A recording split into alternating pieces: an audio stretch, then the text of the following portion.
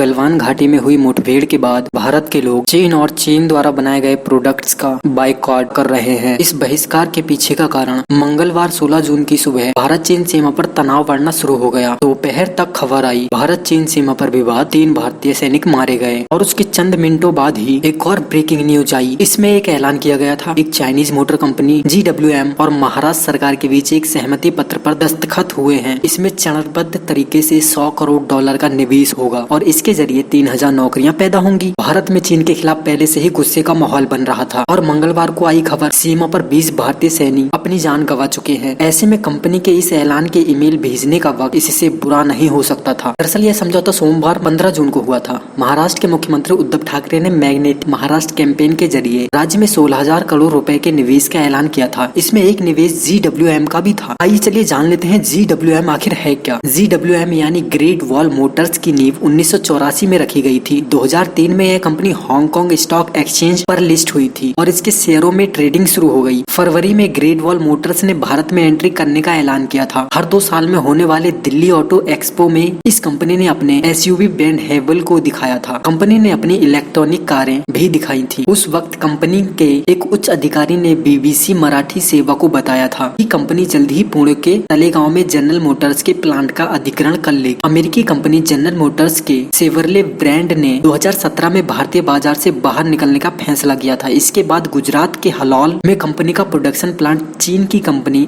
MG Motors ने खरीद लिया था। GWM अब भारत में इसी प्लांट में एडवांस रोबोट्स की मदद से गाड़ियां बनाई। इसके लिए कंपनी ने धीरे धीरे $100 करोड़ का निवेश करने का फैसला किया है। भारत के बेंगलुरु के अलावा कंपनी के 7 देशों में रिसर्च और डेवलपमेंट सेंटर हैं। साथ ही दुनिया भर में कंपनी की 14 प्रोडक्शन कंपनियां भी हैं। आखिर महाराष्ट्र सरकार के बीच में क्या समझौता हुआ, इस पर भी एक नजर डालते हैं। सोमवार को जब मैग्नेटिक महाराष्ट्र कैंपेन के तहत अन्य समझौतों के साथ ही इस समझौते पर दस्तखत हुए तो मुख्यमंत्री ने ट्विटर पर लिखा, मानवता के लिए एक नई शुरुआत। उन्होंने कहा, हम हर संभव तरीके से मदद करेंगे ताकि आपका काम दोबारा शुरू हो सके। महाराष्ट्र के उद्योग मंत्री सुभाष देसाई ने कहा, दूसरे देशों के मुकाबले महाराष्ट्र में ज्यादा निवेश और रोजगार उपलब्ध होंगे। इस इंडस्ट्रीज के 40,000 हेक्टेयर जमीन राज्य में रिजर्व की गई है। कई तरह के लाइसेंस हासिल करने में लगने वाले वक्त की बजाय अब केवल एक ही लाइसेंस लेना होगा और वह 48 घंटे में मिल जाएगा। साथ ही हम इंडस्ट्रियल वर्कर्स ब्यूरो भी स्थापित कर रहे हैं। GWM के जारी किए गए बयान में कहा गया है कि इस एग्रीमेंट के महाराष्ट्र सरकार और कंपनी दोनों को ही अच्छे पेशेवर फायदे होंगे। फिलहाल GWM की योजना पुणे में 3,770 करोड़ रुपए का निवेश करने की है और यह 2042 लोगों को नौकरी देगी। GWM की योजना इन गाड़ियों को न सिर्फ भारत में बेचने की है बल्कि वह इन्हें विदेशों में भी निर्यात करना चाहती है। मैग्नेटिक महाराष्ट्र कैंपेन लॉन्च होने के वक्त सरकार ने कहा था कि 12 कंपनियों के 16,000 करोड़ रुपए के निवेश के लिए एग्रीमेंट किए गए हैं। इनमें से कुछ कंपनियां भारत की हैं जबकि कुछ अमेरिका, चीन, साउथ कोरिया और सिंगापुर की हैं। Exxon Mobil, UPL, PMI, Electromobile Solutions, Foton Motor और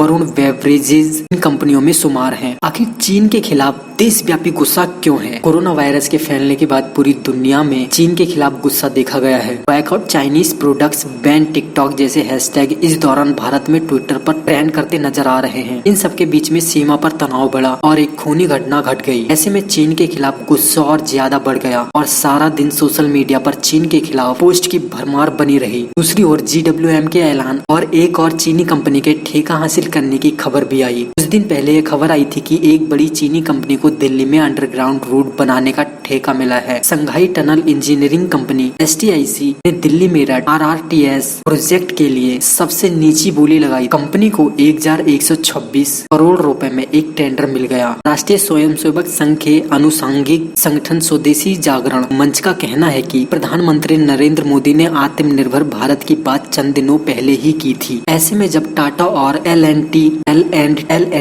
जैसी भारतीय कंपनियां टेंडर प्रक्रिया में हिस्सा ले रही हैं, तो किसी चीनी कंपनी को कॉन्ट्रैक्ट नहीं दिया जाना चाहिए। इन्हीं सब मुद्दों और मामलों को लेकर भारतवासियों समेत पूरी दुनिया चीन के खिलाफ खड़ी हो गई है। इसी के साथ इस वीडियो को बनाने में बहुत मेहनत लगी है। आप इसे लाइक करके चैनल को सब्सक्राइब कर दीजिए। एक और नई न्यूज के साथ हाजिर होते हैं। तब तक आप अपना ख्याल रखिए।